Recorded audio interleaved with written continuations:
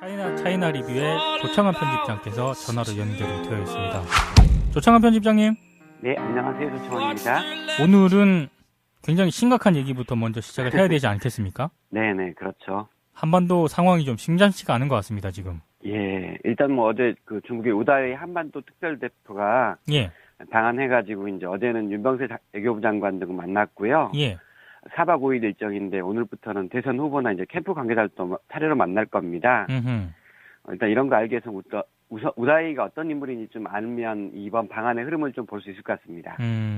이 우다웨이는 일단 육자회담과 관련해서 언론에 많이 등장을 했던 그런 이름인데, 네. 어떤 인물입니까, 실제로? 예, 그 1946년 12월생이니까요. 예. 올해로 딱 진짜 71살 정도 됐습니다. 예. 그러니까 대학 졸업한 후인 1973년부터는 그 주 일본 대사관에서 외교관 생활을 했고요. 예. 뭐 주로 일본 전문가로 활동을 했습니다. 그러다가 계속 그쪽에서 참사를 하다가 1998년 4월에 이제 주한 중국 대사로 왔었어요. 예. 그래가지고 2001년까지 이제 11월까지 그 한국 대사로 일하다가 이제 일본 대사로 바로 옮겼고요. 예.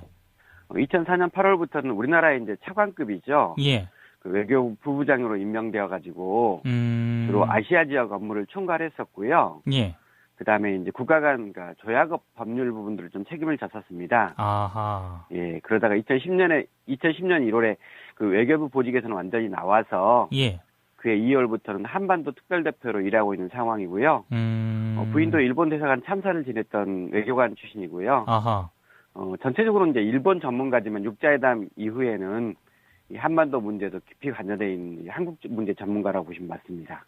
이번에 한국에 온 주요한 목적을 좀 어떻게 봐야 되는 걸까요? 저도 지금 가장 우려스러운 부분은요. 예. 엊그저께 이제 끝났지만 미중 정상회담에서 예.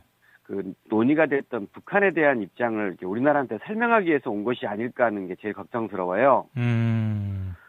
중국 매체도 이번 방문 목적을 이렇게 썼더라고요. 예. 일단 미중 정상회담에서 나온 북한 핵 문제 설명하고 그다음에 대화를 통한 문제 해결. 네. 그다음에 세 번째로는 이제 사드 반대 입장 전달로 이렇게 썼더라고요. 예.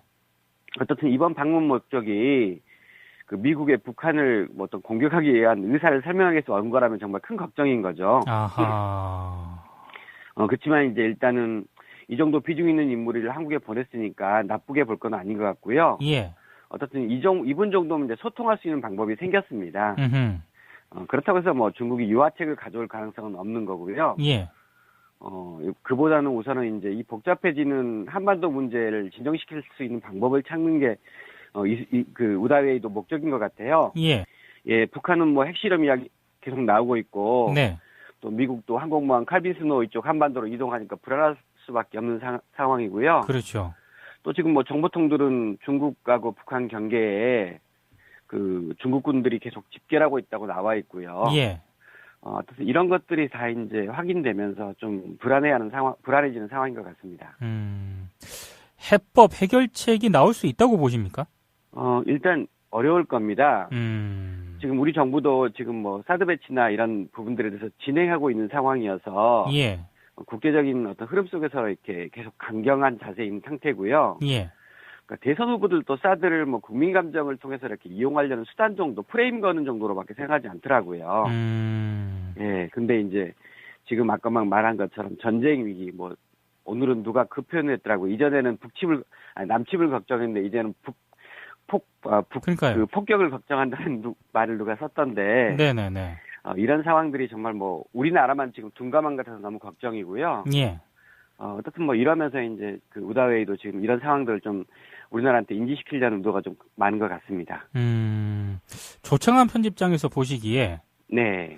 우리 정부가 대처할 방법이라든가 이런 게 있다고 보십니까? 일단 우리나라에서 지금 대선인 등 굉장히 중요한 내부 정치 상황들이 있잖아요. 그렇죠. 예. 예, 이걸 통해서 일단은 뭐 그나마 작게 이제 우리가 이런 식으로 천천히 진행하겠다는 그런 것들이 중요하고요. 예. 그다음에 이제 뭐 사드 배치 늦추는 것도 바람직하지만 예. 뭐 이렇지 못하다면 이런 과정들에서 그 서로 양해를 구하면서 진행하는 것들이 이제 방법이겠죠. 예. 근데 이제 흐름을 본다면 굉장히 걱정스러운 것은요. 예. 우리 문제를 지금 최근에 정부들도 트럼프가 나서서 해결해 주기를 바라는 그 정서가 있더라고요. 네, 그런 거 많이 느껴지잖아요. 그렇죠. 예. 근데 정말 강대국의 생리를 몰라도 이렇게 모를까 싶은 게. 예. 딱 그 백몇 년 전이죠. 1905년에 그 역사에서 배웠지만 가스라 테프트 밀약 있지 않습니까? 예. 그 미국은 필리핀 점령하고. 예. 일본은 그러니까 조선 점령하는 걸 약속한 거잖아요. 예. 뭐 강대국은 물론이고 국가들은 자국의 이익을 위해서 이런 외교적인 협상을 하는 겁니다. 근데 지금 우리나라는 트럼프나 뭐 시진핑을 바라보면서 이런 걸 걱정하는데 예. 이렇게 보고 있는 게 문제가 정말 심각한 것 같고요. 예. 정말 이런 과정에서 잘못하면 우리 민족이 전쟁과 상응하는 위기를 맞는다는 게 정말 걱정스러운 거죠. 아하. 이 트럼프하고 시진핑 회담에서 좀 냉정히 말을 평가를 해보면 네. 우리가 한마디로 우리에게 도움이 되는 거는 전혀 없다고 봐야 되는 거네요, 지금. 뭐 당연한 결과 아닌가요? 예, 저도 정부에서 일할 때 그 정상회담 의제를 한번 다뤄본 적이 있습니다. 그 정상회담 이렇게 의제가 올라오면 한중 정상회담이면 뭐 각 그 부처별로 이렇게 의제를 내라고 그래요. 예. 그래가지고 이걸 다 모아서 일단은 뭐 이렇게 정리를 합니다, 보통. 예. 그래서 이제 정상회담에서 논의되는 것은 몇 개 안 돼요. 이번에 뭐 시진핑하고 그 트럼프도 마찬가지였을 겁니다. 예. 뭐 북핵 문제나 이런 몇 가지만 논의됐을 거고요. 무역 문제 이런 것들이요. 예. 그다음에 이제 말단에 뭐 사드 문제도 들어가 있을 건데 이런 정도 수준으로 보시면 맞고요. 예. 그렇기 때문에 정말 뭐 아무런 이런 말단에 있는 내용들은 구속력도 없고 관심도 없습니다. 아하. 어떻든 이번 정상회담이 이제 두 정상들이 처음으로 합을 겨룬 거잖아요. 그렇죠. 예, 그래서 서로 이제 힘을 좀 본 것 같고요. 중국도 내부적으로 이제 정상회담에 대한 평가가 좀 다양한데요. 예. 확실한 것은 두 나라 눈에서 한국은 없습니다. 그런 것 같습니다. 예, 그저 이제 자국의 이익을 이야기할 때 한국은 일종의 이제 정말 쫄자로 사용하는 그런 느낌이 계속 강하더라고요. 걱정입니다. 그래서. 예, 걱정이죠. 지금 인터뷰는요, 정세현 전 통일부 장관 연결해서 미국 칼빈슨 항모전단이 한반도에 출동을 하고 또 중국 접경 지역에 병력에 집결했다. 이런 보도가 있자 어제 인터넷에서는 하루 종일 이러다가 전쟁 나는 거 아니냐 하는 SNS가 많이 돌았습니다. 심지어는 미국이 우리를 빼고 단독으로 북한을 침공하는 거 아니냐. 북침설 혹은 폭격설이 꽤 많이 돌았는데요. 이 문제를 저희가 짚어보려고 합니다. 자, 전화 연결됐나요? 예. 네, 장관님. 예. 네, 답변해 주십시오. 예, 잘 들립니다, 이제. 미국이 북한을 위협은 할 수 있지만 치기는 난 못한다고 생각해요. 네, 그 이유는요? 왜냐하면 이제 시리아하고 자꾸 비교를 하는데 시리아는 우선 핵무기 없습니다. 그렇죠. 예. 북한이 한 대 맞으면 가만히 있을 사람들이 아니에요, 절대로. 예.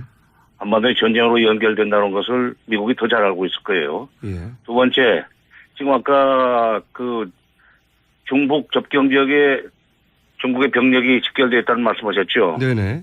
대만발 그 뉴스긴 한데, 네. 한 15만 명이 지금, 집결되어 있다고 그래요. 이거는 미국이 북한을 칠지도 모른다는 그 최악의 상황을 대비해서 중국이 그쪽에 와서 기다리고 있습니다. 아하. 건드리면은 우리도 가만히 있지 않겠다 하는 얘기인데, 그건 북한을 돕기 위해서가 아니라, 저기 6.25 때 참전했던 거고 똑같은 입장입니다. 술망치한. 북한이 당하면은 바로 중국으로 그 불똥이 튄다. 그래서 그런 짓 하지 말라는 메시지이기 때문에 이것 때문에도 미국이 함부로 북한을 칠 수 없고 또 하나 지금 무다웨이가 어저께 서울에 왔다가 지금 곧 평양 다시 간다는 거 아니에요? 네네.